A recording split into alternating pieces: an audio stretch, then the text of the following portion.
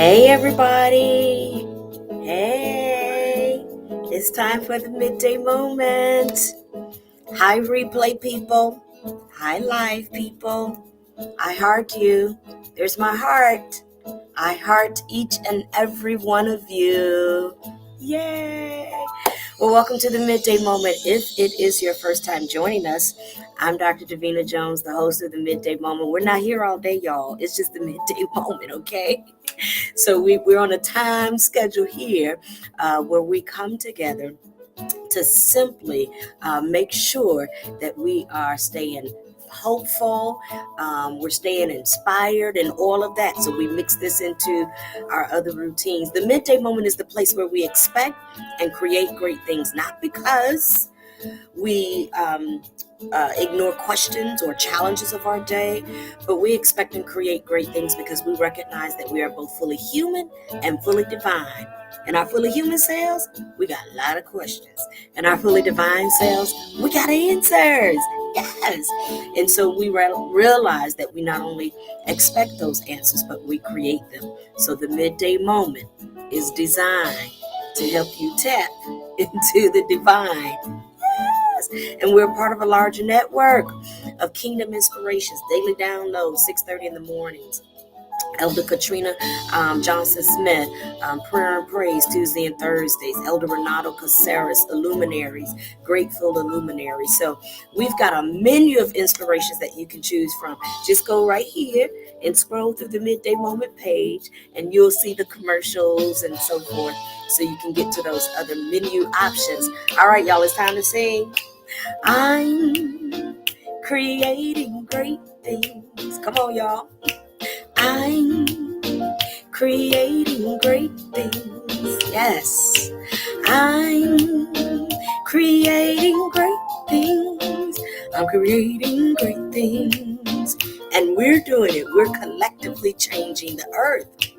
We're collectively influencing the earth, bringing kingdom into manifestation. We're creating great things. Thy kingdom come, thy will be done. We're creating great things. We're creating great things. Yes, in my life. Yeah, I'm creating great things. In my home. In my home, I'm creating great things. Yes, all around. I'm at work, y'all, so I gotta shh. I'm creating great things. Eyes may not see, but I choose to believe.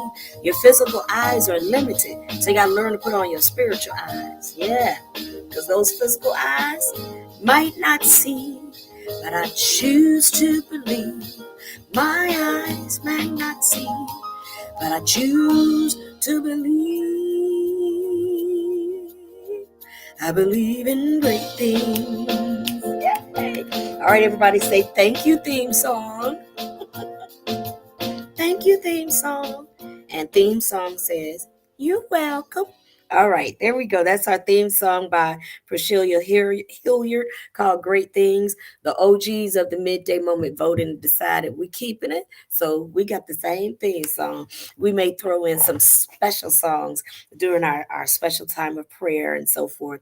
But that is our theme song. All right, y'all, it's time to jump right on in, okay? So let's jump on in. We are on day 8 of our devotional here, day 8 of our study time together. We are getting rid of the junk this year. We are getting rid of the junk so we can receive the keys to the kingdom, which are the keys to abundant living, abundant life, living a good life, good living. You want to live good living? You have a desire to live good living? We're on our way to adding to our good living. So we get rid of the junk so we can access the keys to good living, and then we're going to learn how to stay on key for good living. Y'all know me. Some of y'all know about music. When people get off key and we get ding, ding, ding, ding, ding, this your note, ding, ding, ding, ding. We got to bring them back on key. And sometimes we got to tune up the piano and make sure everybody is back on key. All right. So that's just a little metaphor with you. All right. If you haven't gotten your book, there's still time to order. You can order, just go to the email, to Dr. Pulley's email, doctor spelled out DOCTOR, Pulley, PULLEY, at gmail.com. And you can just kind of scroll on through and catch up to where we are. It's easy reading. Y'all see this? This don't take you no whole year to read. Okay, so it's easy reading. We can easily just kind of smooth right on into where we are. All right, day 8. We're on day 8 now. Our figure for day 8 is Jesus. Day 6 was Esther. Day 7 was King Solomon. Day 8 is Jesus. And the focal point is tradition. I have titled today's reflection, Back It Up. That's the title for today. Back it up. All right. So let's just jump right in, because I don't read the reading verbatim. I give you reflections so you can go back and read these, and we got background scriptures and context here and so forth. So today I am titling this, Back It Up. You know, we have a prosperity fountain that we embrace in kingdom. We believe that the 3 points of prosperity are our health, our harmonious relationships, and our wealth. In that order. Your health determines then how you experience harmony in relationships, or the lack thereof, and harmony in relationships determine how you experience wealth. And so a lot of times, some of you are familiar with the phrase, generational curses, breaking generational curses. Well, a curse is no more than a restriction. It is a restricted way of thinking. A curse is also a pattern. It is the pattern in which you live. And the good thing about patterns is you can break them. Traditions are patterns. And there are some good patterns that we have. It's good it's for the good of the order, And so we have patterns, all right? But when you make the pattern your law, when you make the pattern your God, and that pattern is now no longer serving you, you need to change that pattern. You need to break that pattern and break that tradition. And so you see here in the background readings that Jesus was breaking traditions, breaking patterns. I know we love to create the traditions, but sometimes you got to break the tradition. The tradition is good as long as it serves your highest good. When it no longer serves your highest good, you need to break that tradition. And so when we look at our wealth, our harmony in relationships, and our wealth, anything that is now impeding on those cornerstones of prosperity and prosperous living, you need to break them cycles. Okay. And so I titled this, Back It Up, because of my own personal testimony. So we had a family meeting. We had a family meeting, not a family reunion, where we had barbecue and potato salad. We had a family meeting coming into 2022. And the family meeting was not for all of my family and extended family, but it was for the family of my household, the people that I live with. We had a family meeting, and we what inspired the family meeting is that we denoted that we got some financial stuff going on, and we tired of it. Kind of like yesterday. We're tired of it. Get rid of it, right? And so we decided, I said yesterday, because I made a quote yesterday about in the readings about praying for wisdom instead of praying for junk. And so anyways, we decided that we called the spade a spade. That was from yesterday. And we had a family meeting.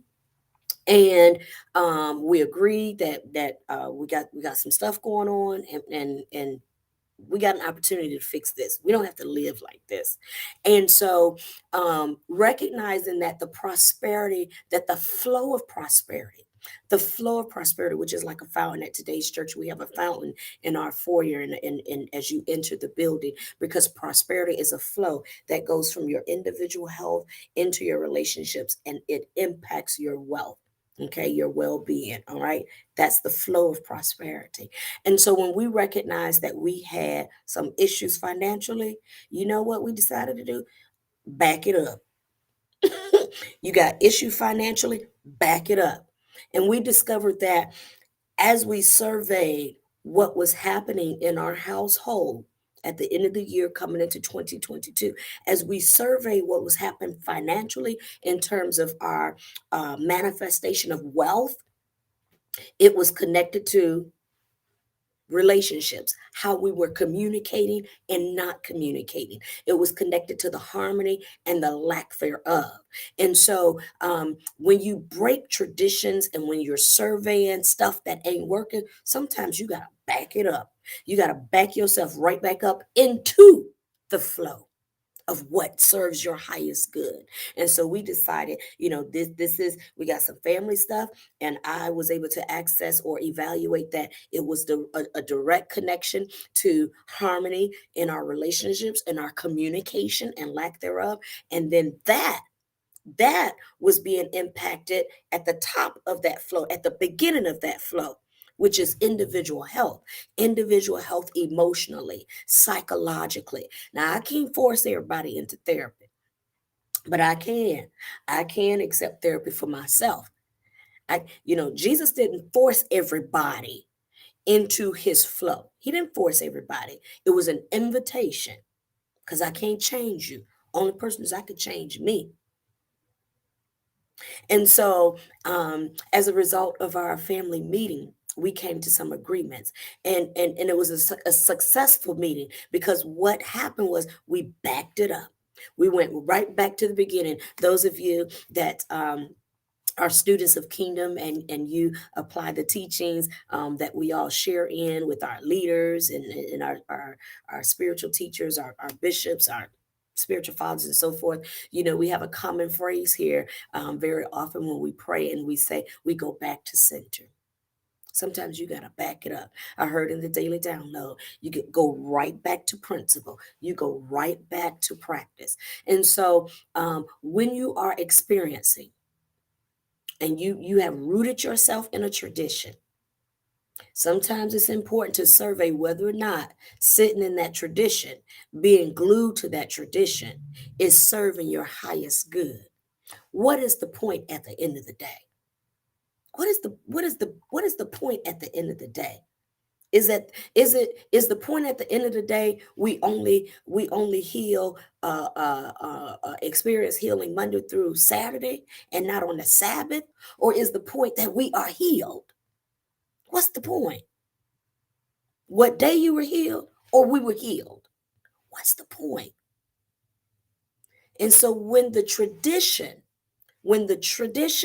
the pattern, and the system is not allowing you to express your greater good, your highest good, for the greater good and for God's glory, then you need to break that tradition. Then you need to break that pattern, break that system. And that's a part of what we saw in the example of the way shower. Jesus, the Christ, shows you how to step out of traditions, step out of patterns that no longer serve your highest good. Just because it worked in 1990 and just because it worked in 2020 does not mean I have to bring it into 2021. It no longer serves my highest good. So every now and then you got to back it up. And that's what we did. I looked at the flow of prosperity. I looked at that flow of prosperity in that fountain. And I said, let's back this up. Let's go right on back to individual health, even though I can't force those individuals regarding their individual health, but I can take care of mine. And a part of my individual health is learning to say no. That's a part of my individual health, to say no. No, that does not work for me. That doesn't work for me. That does not serve my highest good. No, no, thank you. No, thank you. No, thank you. You can say it with a smile. No, thank you. No, thank you. No, thank you. No, thank you. No. That's a part of my individual health that helps me to experience harmony in relationships. And thus, it helps me to experience the wealth that my life requires. All right, I got to go, y'all. I'm at time. I love y'all. Okay, y'all like and share. All right. All right. So That's our nugget for today. What were the 3 points? I know we really live in those 3 points often because it's helpful. The 3 points were the three cornerstones of the prosperity fountain: your health, your relationships, and your wealth. And when you see that you got some issues down there, back it up. Go right back to the top of that flow. Go right back to the origin of that flow. Go right back to the top of that pyramid. Go right back to the top of that fountain. You. All right. I love y'all. God bless you. Take care, everybody. Like and share. Okay. God bless you and God be you.